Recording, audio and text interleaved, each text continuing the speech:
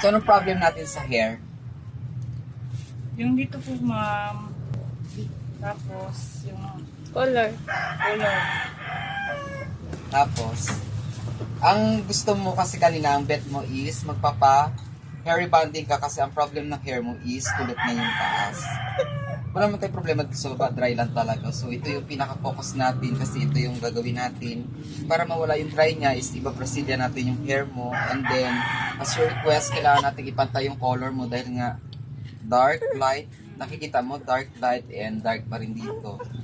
So, yan ang pinaka-focusan natin, okay?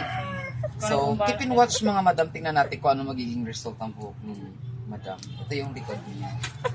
Tutok ng Bex. Super kuluters talaga si madam sa pinaka-ilalim. So, yan yung problem. Yes, ma'am. And then, ito na. Tingnan natin kung mapapaganda pa natin itong texture na ito. Super dry. Okay, yun lang. Thank you.